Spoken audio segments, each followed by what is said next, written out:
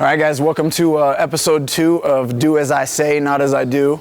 You guys will get that if you followed my score at all from last week's workout and then saw the nasty pictures of my hands. But here we are, brute strength training, 15.3. Castro dropped the bomb, and it looks like it is 7 muscle-ups, 50 wall balls, 10-foot target for men, 9-foot target for ladies, and 100 double unders.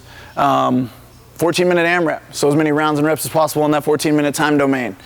Another great opportunity for us to show the efficiency that we've learned through pacing and through a lot of the gymnastic skill work that we've learned so far, and of recent in all the programming that we've been shooting out to you guys. A lot of the general prep that we're going to kind of push towards you guys to kind of think about for this workout today, or whenever you choose to do it, is going to be, obviously, keep your warm-up simple, be consistent, do what you do. Emphasize warming up the shoulders. Obviously, this is going to tax the shoulders quite a bit.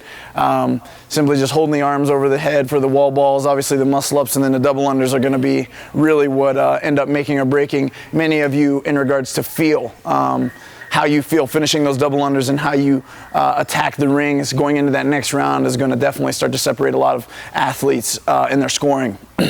So prep the shoulders. Do what you got to do mobility-wise there. And then we've also got to emphasize the hips and the ankles, particularly for the wall balls. Obviously, the more upright and in good position we can have you maintain as you're shooting and being accurate at the target, it's going to be efficient, an efficiency piece, and help save some energy in those shoulders. Spend a lot of time there. In the end of your warm-up, as you guys feel like general preparation is concluded and you're ready to get your heart rate up and kind of move around, get ready to actually do the workout, we suggest that you go through a few sets of just small sets of wall balls, hit your target, and then transition into double unders. Maybe do that 2 or 3 times, maybe like a set of 5 or 6 wall balls, and then head over and rack out 15 to 20 double unders, and just do this a couple times in order to fill it out. 1, you'll feel the transition pace, and 2, you'll get an opportunity to get that heart rate up and still be practicing and refining that skill work for the workout. Gear for today's workout, Oli shoes, unless it hurts you a ton for double unders. If you guys feel like it's going to affect your jumping a ton and make you feel heavy, and affect the way that your accuracy plays out, then obviously it's not worth it, but it will definitely help posture, and a lot of you guys, it will help your squatting for the wall balls. So the knee wraps I have up here as a note as well. Not so much for a performance standpoint in this workout, but we're going to be passing below parallel a lot, and it's something good to consider just for overall preservation of the knee joint. If you guys had a relatively high score in the last workout at all, we squatted a ton, and I'm sure your knees and quads felt it throughout the beginning stages of the week this week, and so in order to kind of preserve those, consider using your sleeves and your wraps on your knees for this workout. Pacing. The make or break point of this workout, right? 14 minutes is a long time.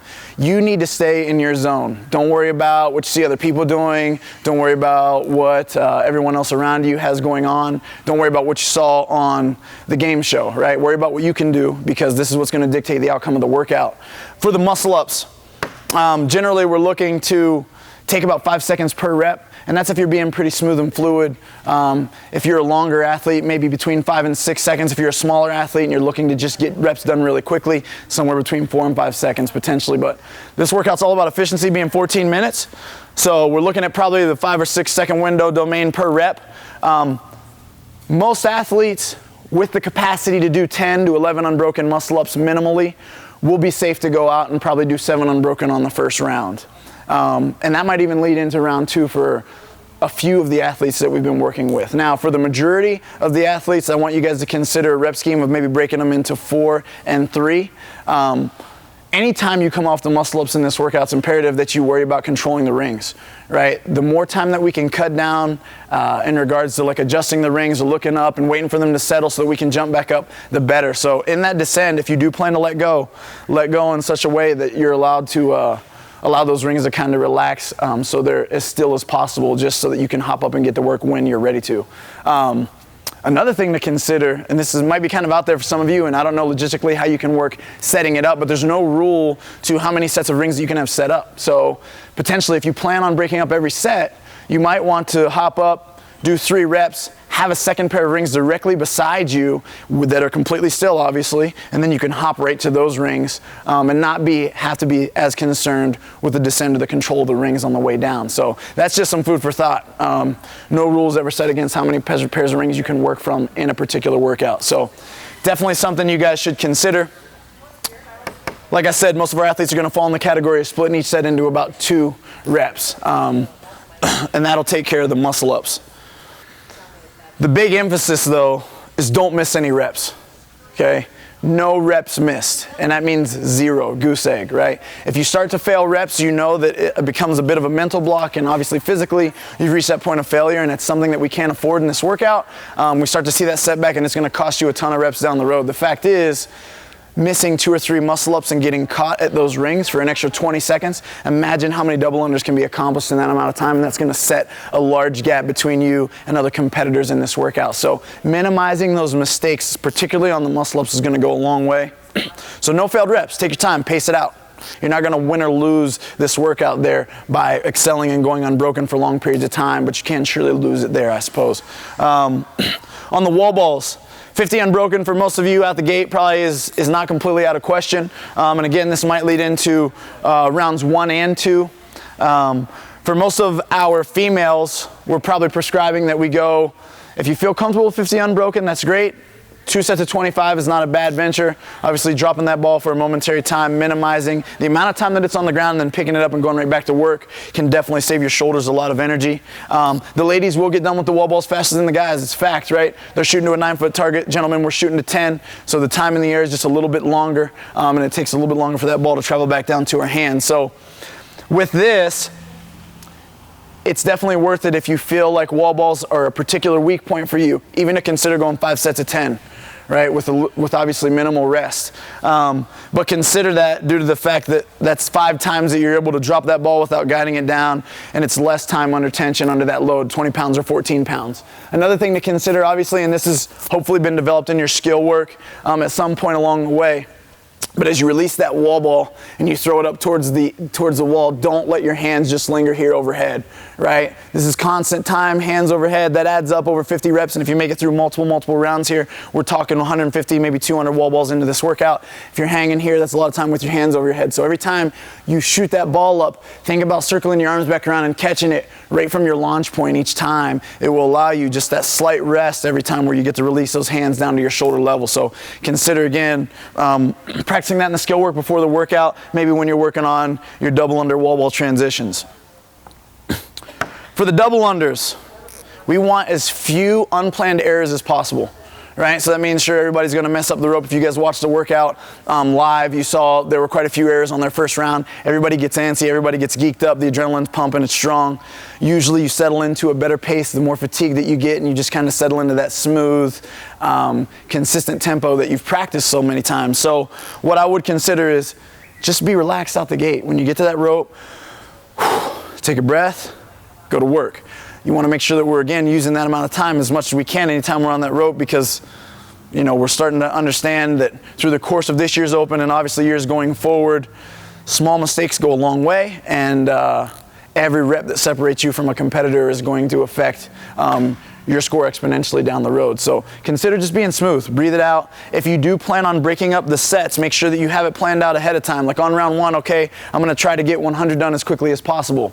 On round 2, I'm gonna go 50 and 50. On round 3, maybe I'll do a set of 30, a set of 30, and then another set of 40. Whatever it is, but have that in your head prior to the start of the workout. That way you have something to go through. If you just let yourself go to feel, you're going to get to the point in the workout where everything's a bit uncomfortable and you're just going to want to rest every 20 double unders, and that's just not acceptable. So have a plan going into the workout with the double unders. Form-wise, consider this, and I'd consider if you guys are days out from actually practicing this workout, obviously this is a skill that we can refine, and practice makes perfect. So get out, do some Tabata double unders, do large sets, see how your body responds to it, see what puts you in the best place. Like what controls your heart rate. Out of 100, maybe if breaking at 50 is the best thing to do, that's what you should plan on doing, but practice it a little bit. So spend the next few days, think about your form, hands in, right, elbows tight to the side and slightly in front of you. The most common mistake that we see in high volume double unders is the arms are going to start to get wide, hands are going to get a little bit sloppy, and then that's where we see continual errors start to occur. So make sure that you guys are avoiding that at all costs. All in all, the big approach, keep your warm up the same. Prep the shoulders, hips and ankles.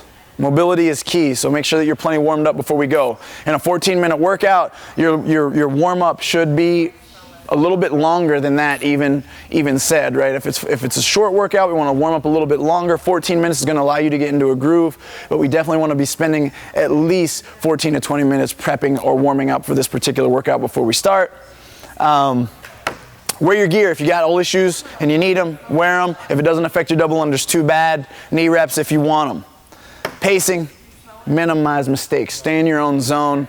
Break up the muscle ups if it's necessary. Again, consider the double muscle up or the double ring set. It's going to keep them from swaying around and you being concerned with that. But all in all, make sure that every time you drop from those rings, they're steady and they're where you want them to be when you jump back up to them. And then the next thing for the wall balls, know your threshold, right? Don't let that ball come beat you down every rep and then all of a sudden you're not hitting the target and you're getting no rep. This is obviously demoralizing to your character, and it kind of beats you up a little bit, and then you know you got to do extra work, but also it's just going to cause errors in our game plan overall. So know what your game plan is going to be for the wall balls. Don't be afraid to go 5 sets of 10 if it's a weak movement for you. Short rest, double unders, hands into the side, slightly in front. Keep your body tight.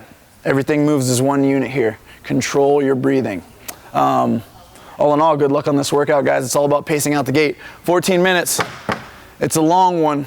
Dave Castro said, start your engines, and I think this is going to be a great workout to reflect that. Engines and shoulders. Good luck.